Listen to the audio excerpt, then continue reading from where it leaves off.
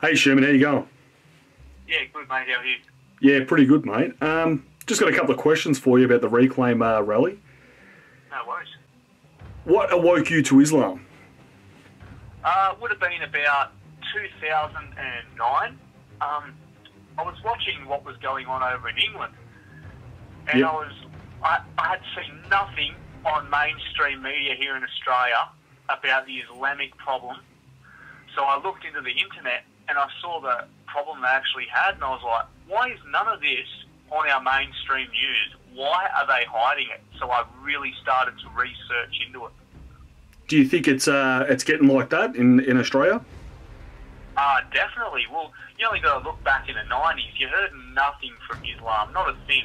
And then all of a sudden, around 2000 is when it started rearing its ugly head big time, especially with the scaff rape gang. And then again in 2005, when the lifeguards at Cronulla were bashed and Aussie women were raped and harassed, you know what I mean? So, it really started coming out of the woodwork then, and it's only getting worse with ISIS, you know. Oh, definitely a Link Cafe. You know. Oh, the League Cafe, yeah. Well, you only got to look what happened there. Well, how do you think this is happening? What do you think the cause is? One of the things is the government is just not getting on top of it because they're too scared of being labelled a bigot or a racist, all right? Political correctness is just numbing them down. And not just that, you've got a lot of leftism and Marxism taught in schools now. It's really pushed down people's throats. So everyone's taught not to speak out against this or that, even if it is a problem, because you can be labelled a racist over it. So even if people are against it, a lot of people are too afraid to speak out. How did you come up with a Reclaim protest? Well, it's funny that there was an original person that came up with the Reclaim name, but he couldn't get it off the ground, and so he abandoned it completely. And he left it with myself and another couple of admins. So we decided, should we run this Reclaim thing or should we not? So we ended up running it, and I also mass promoted it on my page, The Great Aussie Patriot, and it just started taking off like you wouldn't believe. It just grew like wildfire. Oh, it's bloody amazing. Are you surprised by the amount of people that support you?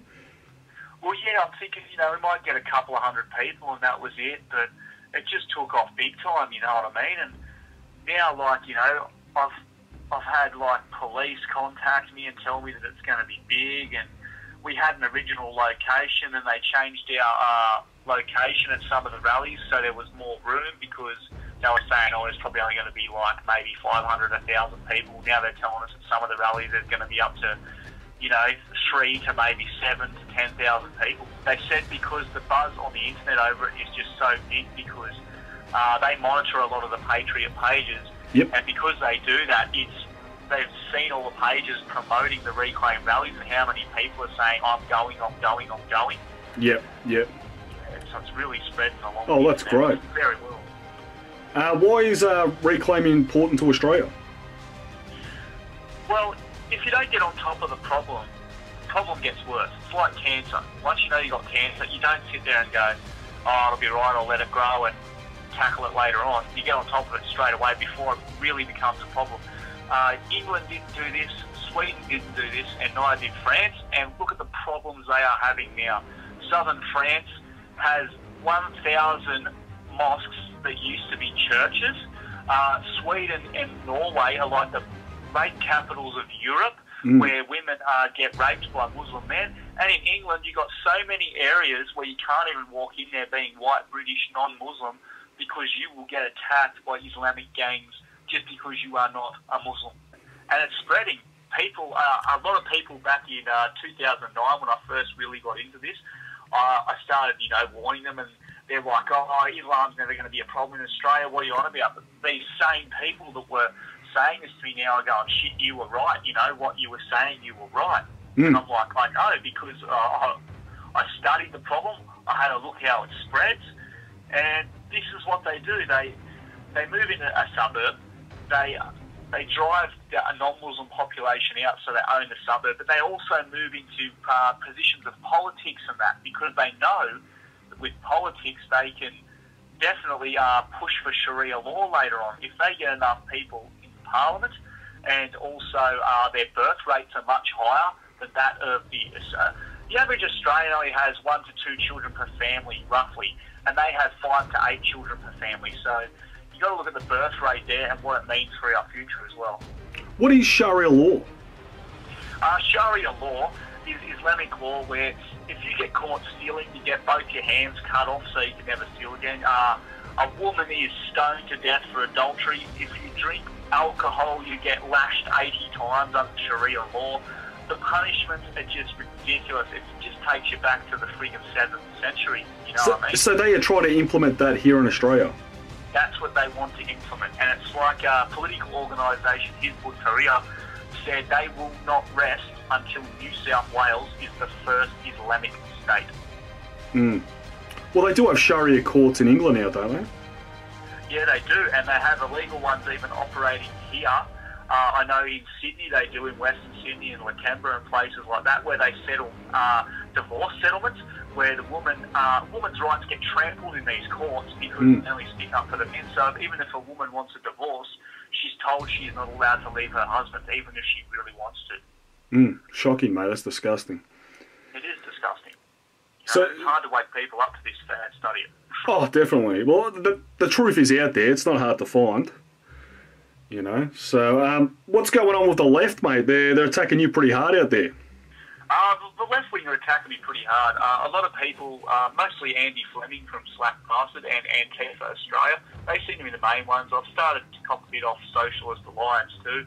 Aren't they anti-Semites, Socialist Alliance? Yeah, they're shocking.